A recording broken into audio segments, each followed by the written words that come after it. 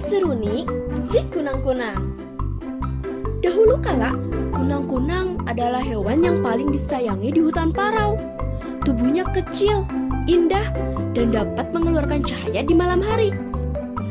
Sehingga penduduk di hutan parau yang rata-rata adalah perempuan sangat memuja dan menyukai binatang kecil kunang-kunang.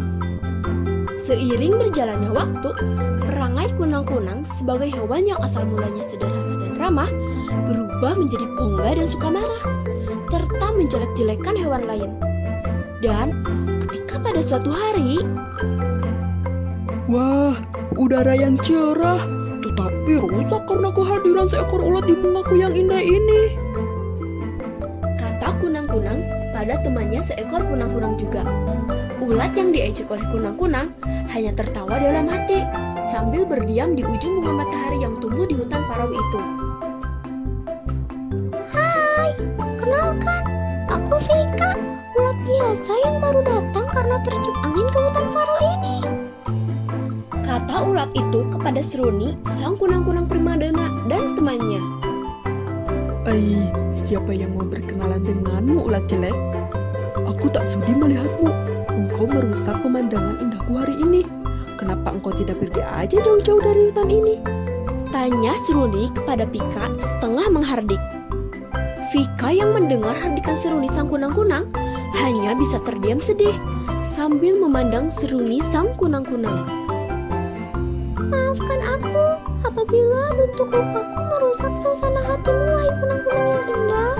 Aku baru di hutan ini, jadi aku tidak tahu harus kemana lagi. Hanya disinilah aku menetap setelah tertiup angin. Kata Vika sedih kepada Seruni.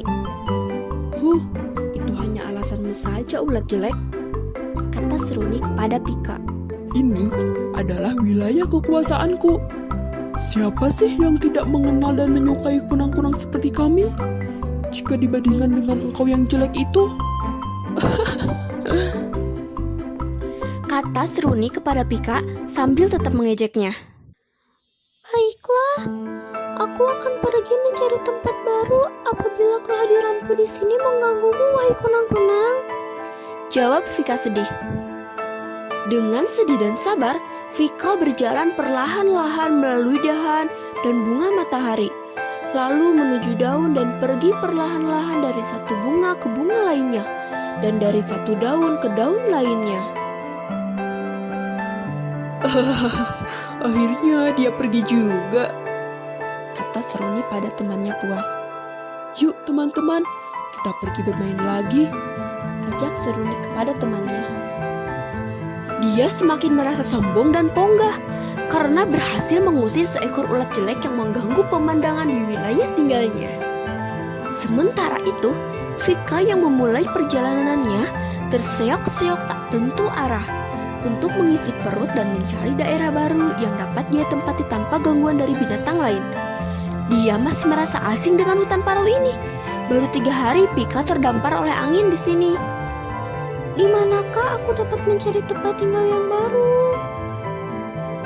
Tak berapa lama kemudian, Vika melihat tanaman merangga semacam daun arbe di suatu kebun yang sudah tak terurus lagi, dengan bunga lili di samping tanaman arbe itu. Dengan gembira dan perlahan-lahan, Vika pun menuju ke daun arbe itu. Mungkin ini cocok untuk tempat tinggalku. Lagi pula di sini sangat sepi. Semoga aku dapat tinggal dengan tenang di sini, kata Vika dalam hati. Semenjak hari itu, Vika tinggal di daun arbe itu. Ingin rasanya Vika memperoleh teman seperti dirinya, yaitu seekor ulat juga. Pada suatu hari, Vika merasakan sakit seluruh tubuhnya. Nafsu makannya pun semakin berkurang. Vika pun heran akan keadaannya ini. Kenapa tubuhku terasa sakit begini ya? Dan aku sangat tidak berselera untuk makan. Tanya Vika dalam hatinya. Tak berapa lama kemudian, dia pun merasa mulai mudah mengantuk tiap harinya. Vika memilih tempat di sudut daun arbe untuk tidur. Lebih baik ditidurkan saja. Lagian akhir-akhir ini bawaannya mau tidur terus. Tak berasa, Tubuhnya telah menjadi kepompong. Setelah 1 bulan lamanya, Vika pun terbangun dari tidur panjangnya. Kepompong itu telah terbuka. Lalu keluarlah Vika dari tempat tidurnya.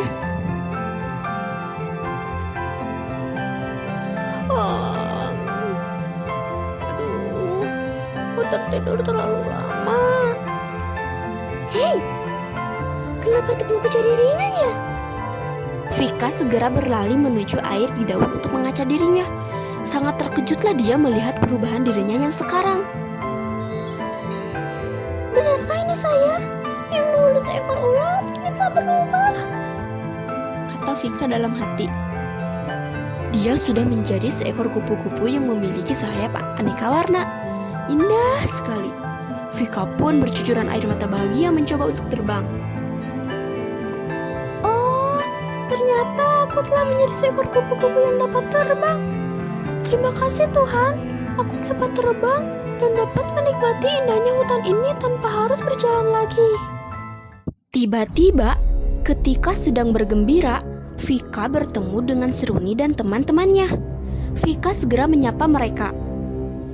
Hai kunang-kunang, apa kabar? Tanya Vika ramah. Seruni sangat terkejut melihat seekor kupu-kupu yang indah sedang menyapanya. Dengan ketus dia menjawab, Siapa di kau? Aku belum pernah melihat binatang sepertimu. sejujurnya, Seruni sangat mengagumi keindahan sayap sang kupu-kupu. Vika segera menjawab, Hai, aku Vika, si ulat yang dulu kau usir. Masih ingat kan? Seruni sangat terkejut mendengarnya. Dengan tidak percaya dia memandang Vika. Dengan segera dia mengejek kembali. Tidak mungkin itu kamu, ulat jelek. Ulat menjadi kupu-kupu. Sudahlah sana, dasar tukang bohong. Kata Seruni sambil pergi dengan temannya memandang sinis kepada Vika sang kupu-kupu. Sementara itu, Vika sangat senang dan menikmati perubahannya kini.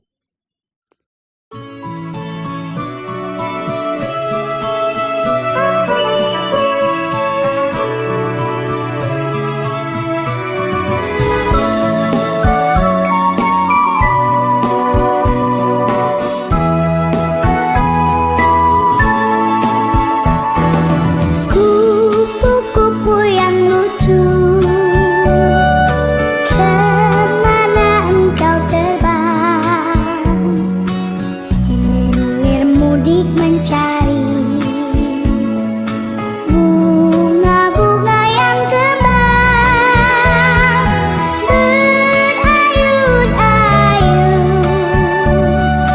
pada tangkai yang lemah. Tidakkah sayapmu merasa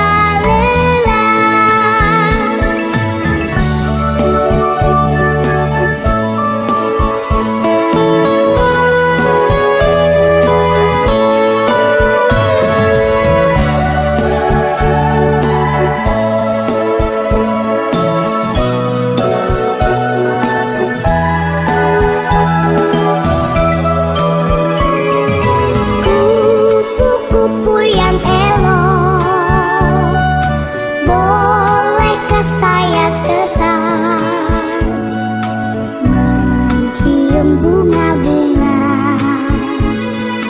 yang semerbak baunya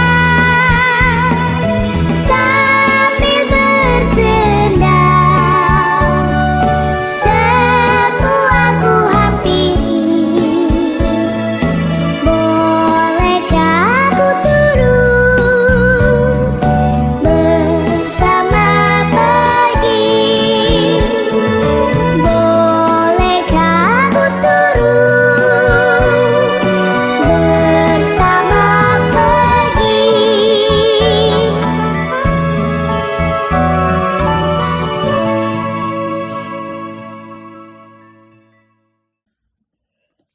Semenjak Vika menjadi kupu-kupu, tersiarlah kabar ada binatang yang lebih indah daripada kunang-kunang. Dialah Vika, sang kupu-kupu. Semenjak itulah, kupu-kupu lebih terkenal daripada kunang-kunang. Sehingga Seruni sang kunang-kunang sangat malu dengan kesombongan dirinya sendiri. Sejak saat itu pula, kunang-kunang dapat kita jumpai pada malam hari saja, karena pada siang hari dia merasa malu bertemu dengan kupu-kupu.